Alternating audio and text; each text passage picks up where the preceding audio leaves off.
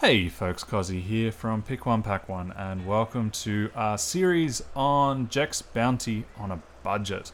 We are now up to Take It Alive, where we're going to be trying to take down the Avasor Patriarch using the Sleep Dart to capture it alive. Now, the Patriarch's deck is basically dinosaur tribal, so anything that you can find in the game that has dinosaur on it is probably in the deck.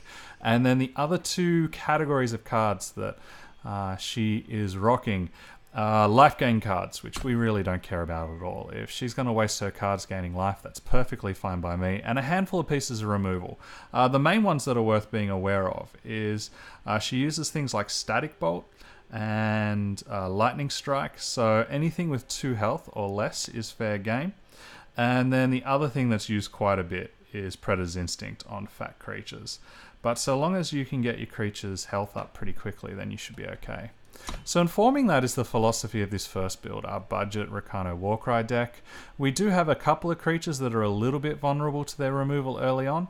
The Rakano Outlaw is the other notable one, but once these guys get in and start getting Warcries, they're going to get huge and we'll be okay. It also affords us 2 very efficient pieces of removal in having a playset of Torches and a playset of Vanquishes. And then the only major difference here is I'm using the Crownwatch Cavalry just to make sure I hit a creature density and to try and beef up some creatures to get them out of range as fast as possible. Budget deck indeed. The only rares that we're using are the Shogun Scepter and the Pyroknight, and both of these are interchangeable. That's just what we have currently. The other deck that we're going to be running, again echoing back to our first video, so that way ideally you don't have to get into too many different decks, is another build of the Feln Control. We just want a whole bunch of removal to deal with their glut of creatures. It is a little bit trickier in this instance because they have echo creatures, so they can get a bit of card advantage on us, but they're also wasting that advantage by playing life gain spells. And then we have a handful of creatures that are resilient or useful. Gorgon Swiftblades can take down anything if we can get the first infiltrate in. Westwind Herald should get us some card advantage and let us use our removal more than once. And then Sapphire Dragons. We've moved up from the 1/4 infiltrate into something slightly bigger, and then we're relying a little bit on our monuments turning into creatures when we need them after slowing down the game forever. Now, it's worth noting that these are the bare bones decks. I'm really trying to keep these decks cheap. And if you have been fortunate enough to draft and get a couple of nice rares for either of these archetypes, feel free to put them in. If you get a Feln Bloodcaster, or if you happen to get a Champion of Cunning, all of these will improve your deck immensely. And so, yeah, you don't need to copy these lists verbatim. If you happen to have anything that you think looks better, odds are it is, especially if it's some of these mythics, Deep Forward Plate, Righteous Fury, all of those will help improve. But I'm trying to show you the absolute bare bones, and then you can build on top of it from there. Oops, just went to the wrong screen. So let's get into it, and let's capture ourselves a dinosaur 2 times over.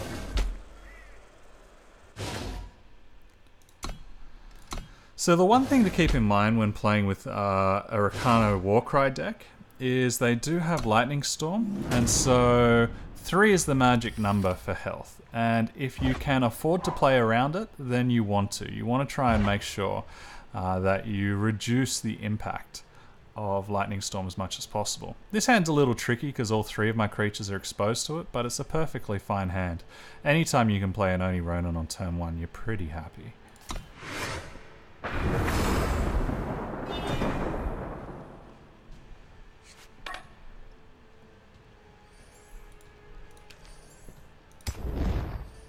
I want to play it to get my second fire so I can know that I can cast my Shogun Scepter sometime in the future. And so the advantage of this deck is that they're relatively slow. If I get a couple of Warcries in before they can deal, then I'm in a great position.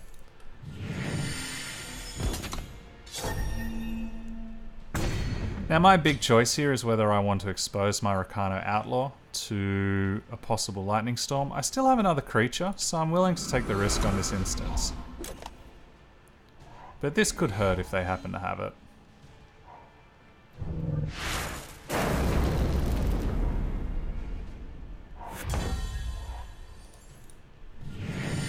That being said, I'm definitely not interested in exposing myself a second time. I have no creatures to back it up. Fortunately, if I can get the Shogun Scepter down, I'll be in a great position.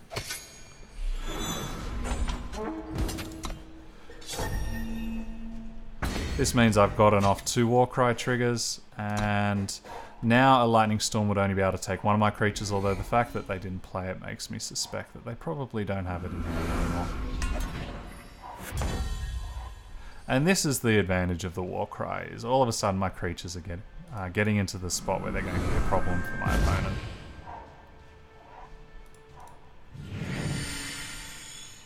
I'm not too interested in chump attacking with the Ronin, even if it does give me an extra source of damage, and we'll just keep slowly developing out like this.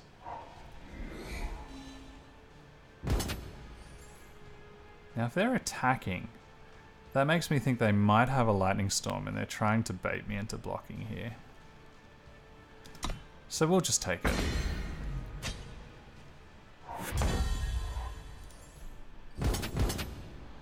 I can't remember if they have any flash speed creatures in the deck, so we'll attack with everybody. If we get ambushed, then so be it.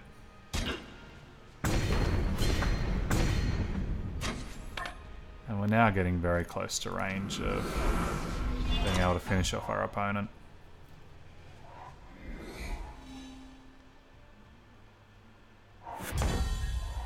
It always makes me nervous attacking in like this. I fear that they just won't make smart blocks. But we should be okay. Funnily enough, this Crownwatch Cavalry makes my creatures almost too powerful. And even though they blew us out with an early Lightning Storm,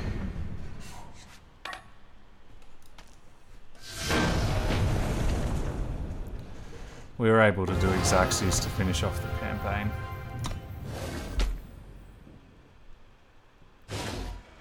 So I've got to admit, I think that's easy mode. I think the control deck's a little bit more tricky to play with.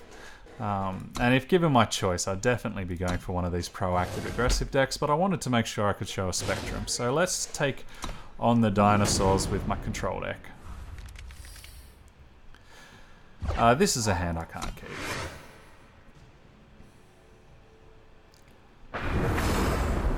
Now these two cards are here because the opponent has Teriax hatchlings in their deck quite often, so it's worth holding on to them. There's no need to play the Vara's Favor too early if you're not short on power. This isn't the best hand in the world. Both of these are slightly conditional, but it'll do. Fortunately, my opponent's going to waste some time gaining life, which I'm perfectly okay with.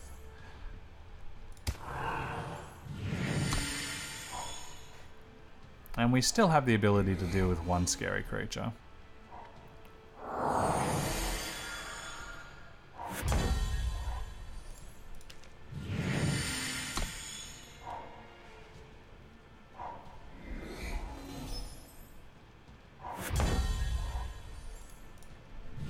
So I think I'd like to get this Swiftblade down.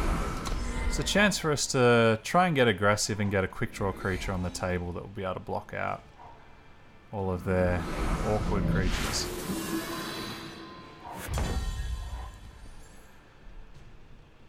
So I have a choice. I can Permafrost this to turn it on. Permafrost is one of my premium pieces of removal though. Otherwise I could Plague to turn this into a 2/2, knowing that later on I'll still be able to cast my Herald. It's an interesting decision point here. Especially as the whole idea of the Plague is to try and catch their hatchlings. But I really want to make sure that this can become a deadly creature. In some respects, even if I use my premium removal here, this will work as a piece of premium removal against anything that's not a flyer. So let's give that a shot. And whilst I would have loved to have kept this, we just need to get to 5 so I can get my Herald out and other creatures like that. Okay, so punished a little bit in my decision there. These are amazing against a lot of their creatures. Basically, most of their biggest dinosaurs are single factions, and it's basically the Teriax hatchling and the nesting Avasaur that are the 2 exceptions to the rule.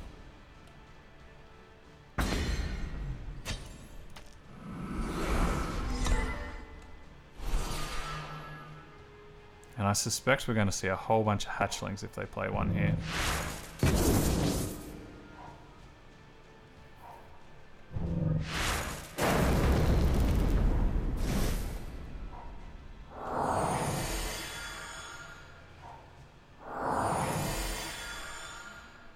So yeah, it looks like my opponent's wasted a lot of cards in this instance.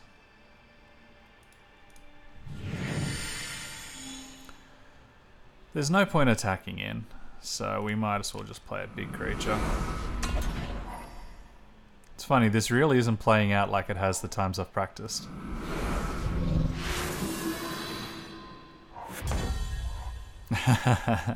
That's unfortunate too. I can attack in here and get a 2 for 1. Am I happy with that value? Well, it's better than what I'm going to get if I use these cards. So I think I'll trade it out here.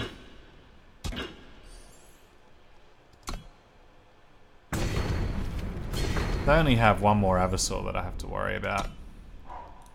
And if I'm lucky and I draw something... Wow, we've seen an awful lot of their lightning storms. How many are left? So we've seen 2 of them so far. This just means we sit back, we hold up our removal, and we wait for them to commit to the board. And I think I will kill this now, so I can save my power in case I draw something that I like. But as you can see, they currently have 2 cards in hand, and we have more copies of removal than they have cards. So, I'm not feeling too concerned.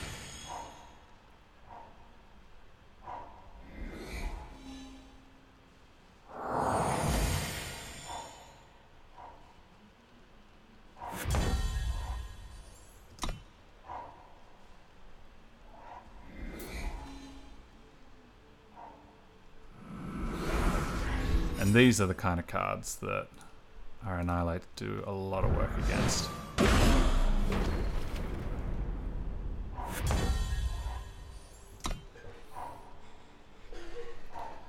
So whilst this is a little bit slow and some of the games are a little bit tedious, it's definitely effective.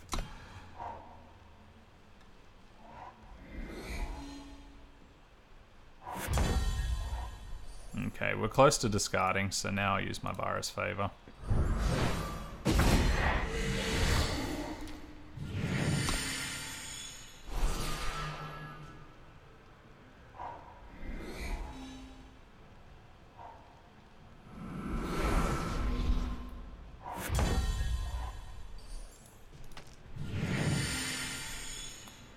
So, we know that the lightning strike will kill the first one. We still have the feeding time for the next one if need be, or even the permafrost, so we're still doing okay. I take that back about the lightning strike being able to kill them. So we'll just take the 7.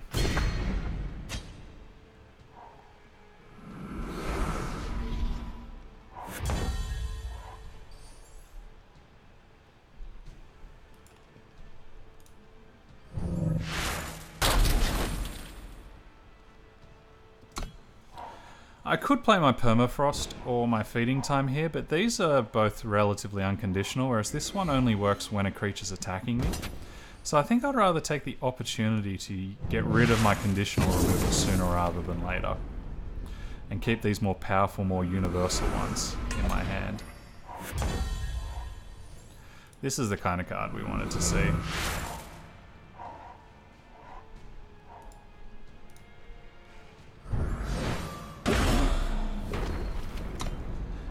And so next turn we'll now have the opportunity to start grinding in with this West Wind Herald.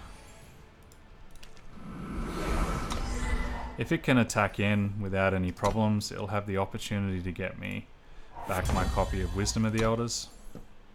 Although that being said, I have a lot of cards in hand already.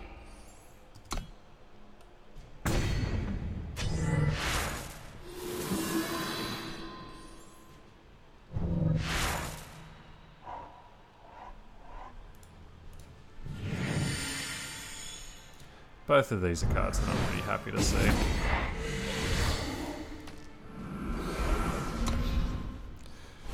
So we're now in a position where we're comfortably outnumbering the number of cards in my opponent's hands.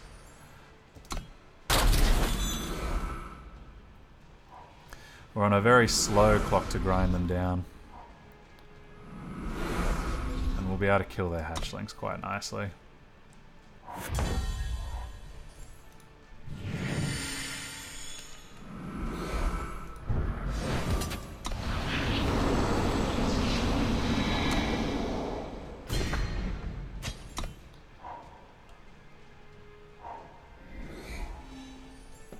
And this really is a matter of inevitability now. That can help us out. If I was to bring a creature back, what would I like to bring back? I think I'd like to bring back a huge sapphire dragon.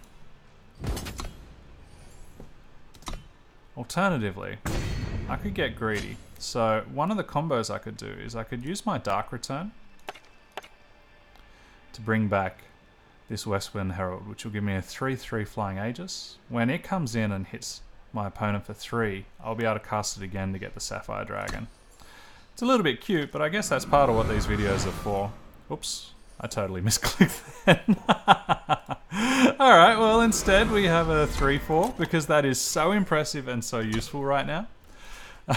Sorry about that, guys. For whatever reason, I assumed it was in the same order. Which is a little bit frustrating for this particular video. Oh dear.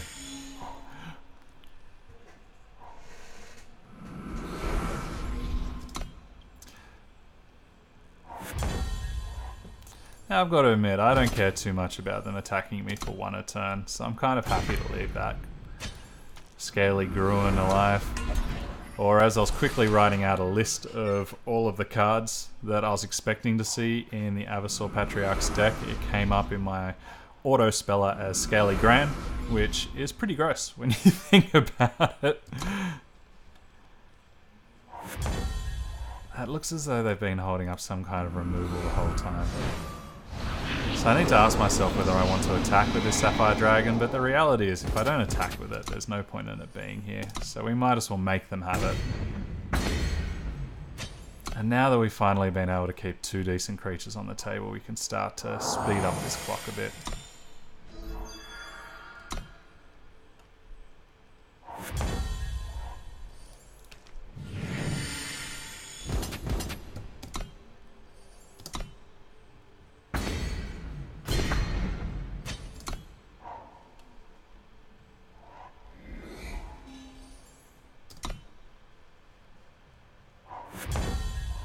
So we have them on 16, so we can attack them down to 8 this turn.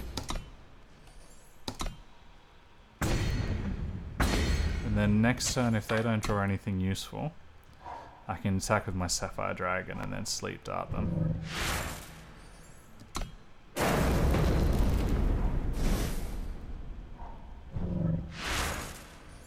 Or I can do it the slow way. What, 3 more turns to go? Okay, that's good.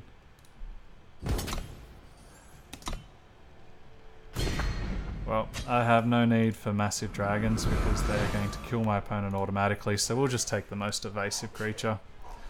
That will require 2 pieces of removal for them to kill.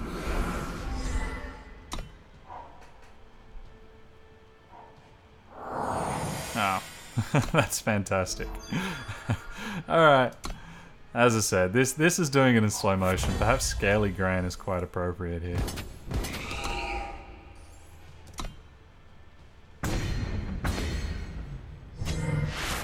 So when I get to be cute with my Dark Returns, we'll bring back another Gorgon Swiftblade, because why not?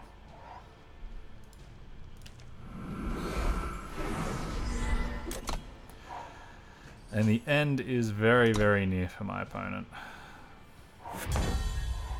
Now we won't attack with everybody because we need to take it alive. What I will do is I'll attack with both of these just in case my opponent doesn't have or has a removal spell.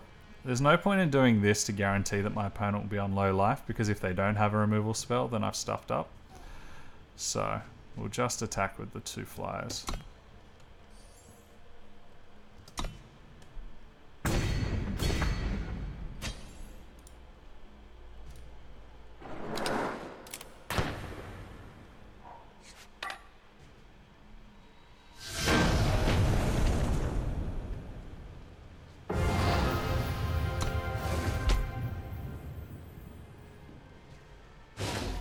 So there you have it, folks. A pair of different decks to deal with the Avasor.